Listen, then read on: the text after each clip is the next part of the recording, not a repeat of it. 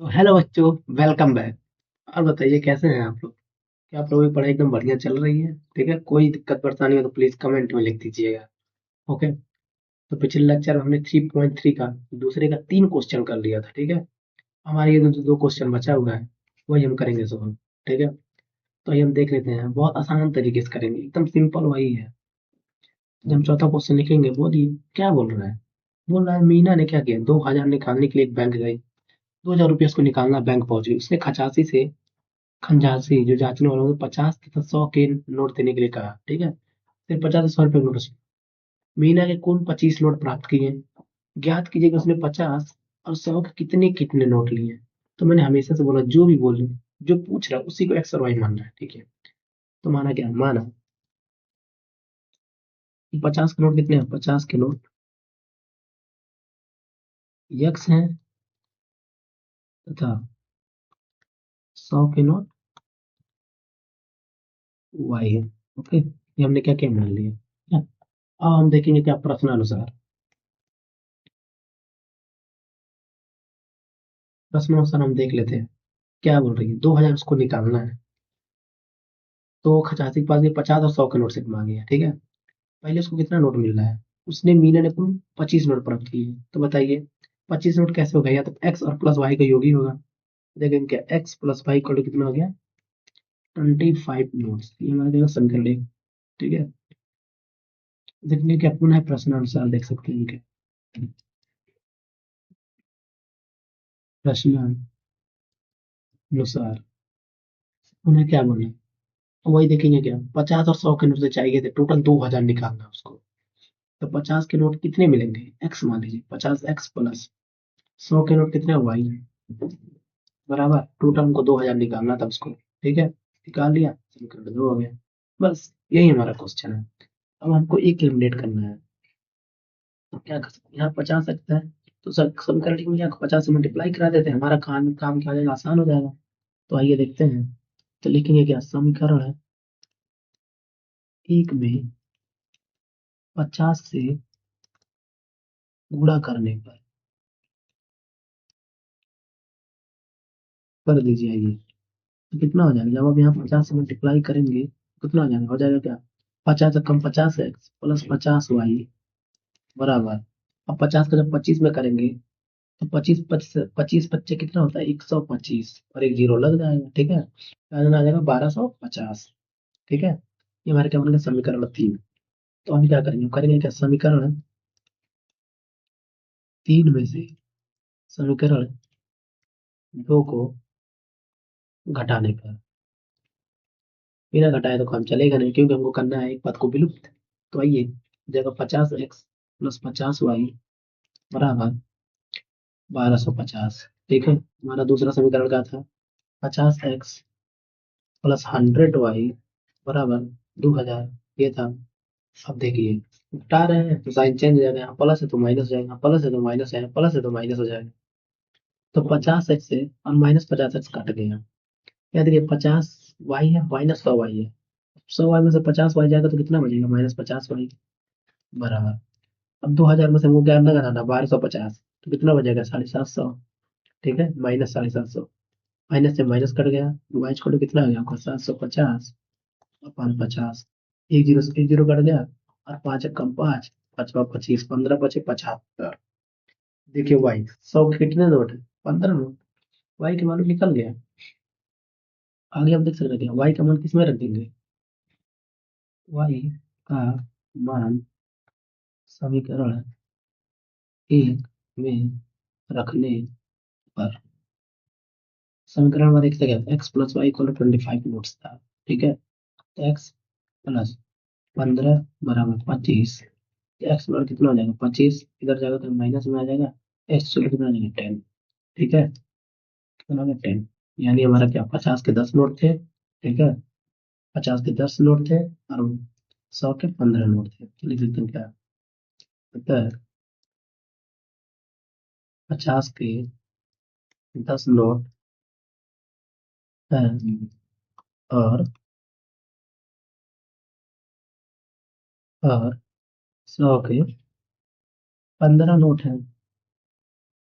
ठीक है, दे नहीं सकते, 100 से 15 नोट है यानी 1500, इसके 10 नोट है यानी 500, ऐड कर देंगे कितना आ जाएगा, 2000। ठीक है, सिंपल, आंसर आ गया। ठीक है, अब हम करेंगे अगला क्वेश्चन सॉल्व। ठीक है, अगला क्वेश्चन देख लेते हैं क्या है, वो भी कंप्लीट कर देते हैं एक्सरसाइज को।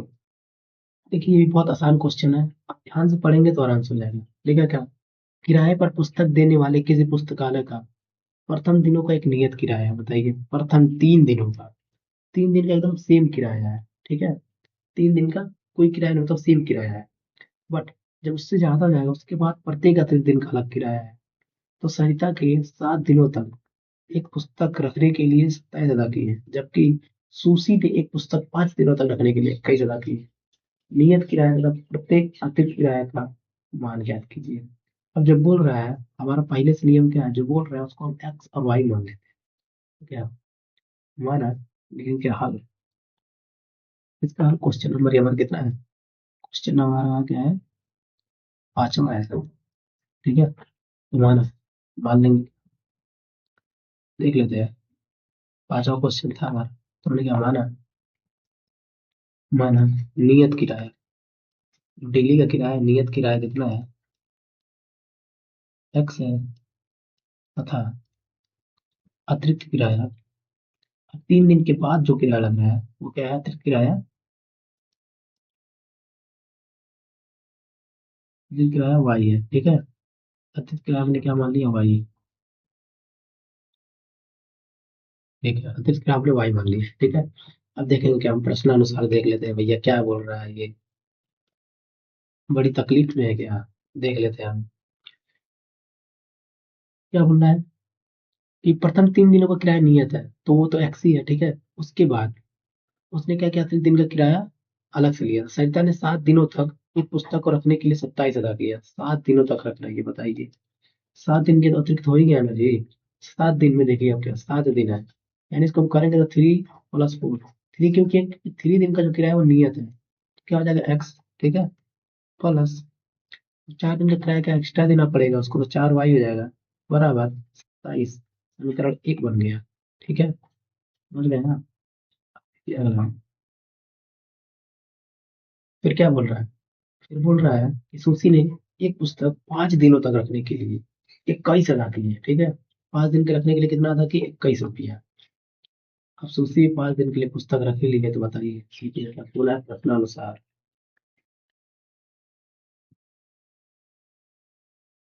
क्या है पुनः प्रश्नानुसार, कि सुशी ने 5 दिन के लिए रखा। अब 3 दिन का क्या है, नियत किराया है, 2 दिन एक्स्ट्रा ले ली बुक को, तो क्या हो जाएगा, 3 के लिए हम लिख देंगे एक्स, क्योंकि नियत किराया प्लस 2 दिन एक्स्ट्रा रखी है।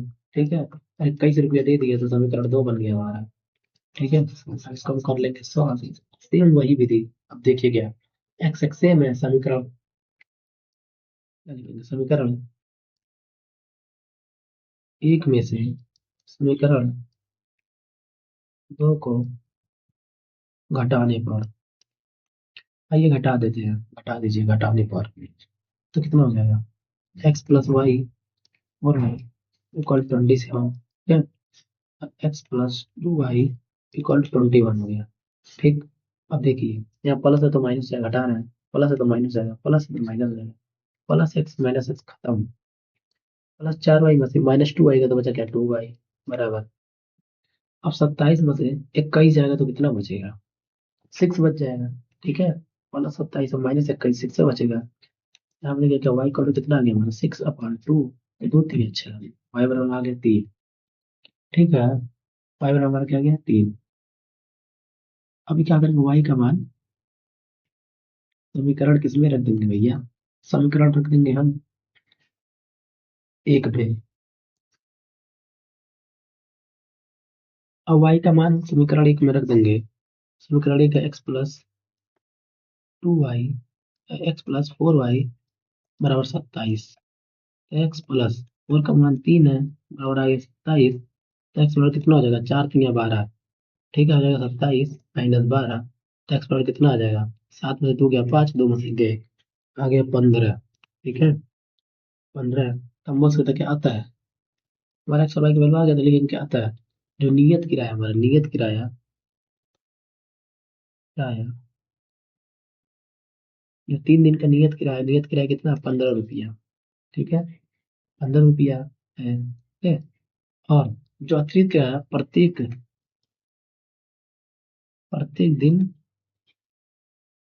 दिन का अतिरिक्त किराया जो है ना, किराया, अब प्रत्येक दिन का पूछा था ना, जैसे ही 3 दिन के बाद एक्स्ट्रा हो रहा है तो प्रत्येक दिन का किराया कितना हो जा रहा है, 3 रुपया। ठीक है, 3 रुपया हर एक दिन क्या हो जाता है, ऐड होते चला जाएगा। ठीक है, ये हमारा क्या हो गया आंसर।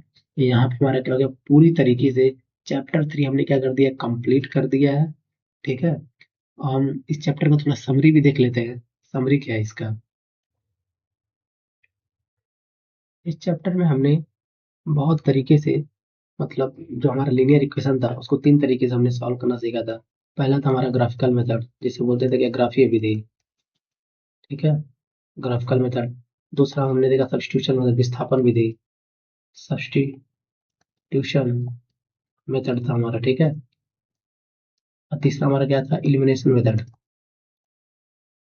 इसको हम बोलते हैं क्या, विलोपन विधि। ठीक है, ये हमने 3 मेथड सीखा था। ओके, जो हमारा, जिसमें हमारे ये और ये एग्जाम में बहुत ज्यादा इंपॉर्टेंट है। और इसका जो कंडीशन था कि कितने हल होंगे, एक हल होगा या अनेक हल होगा या कोई हल नहीं होगा, वो कंडीशन बहुत जरूरी है, जो 1-2 नंबर में आने के चांसेस बहुत ज्यादा है, 1 और 2 नंबर में। ठीक है, और यहाँ से हमारे सबसे ज्यादा क्वेश्चन 5 या 6 नंबर में आ सकता है आराम से। 2 नंबर में छोटा क्वेश्चन आ सकता है, आसान क्वेश्चन। ठीक है, सब्स्टिट्यूशन एलिमिनेशन मेथड को बढ़िया से करिएगा। ठीक है, आपका यहाँ पे पूरा चैप्टर हो गया है खत्म। ठीक है, हम स्टार्ट करेंगे चौथा चैप्टर।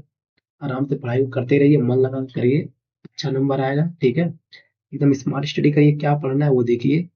अब मैं आपको बता दूंगा वैसे कौन सी चीज इंपॉर्टेंट है, बताते हुए चल रहा हूँ। ठीक है, अगर आप वहां वहां क्वेश्चन सॉल्व कर लिए तो एग्जाम में आपको कोई दिक्कत परेशानी नहीं होगा। ठीक है, तो आराम से पढ़िए। अब मिलते हैं नेक्स्ट वीडियो में, तब तक के लिए टाटा बाय बाय।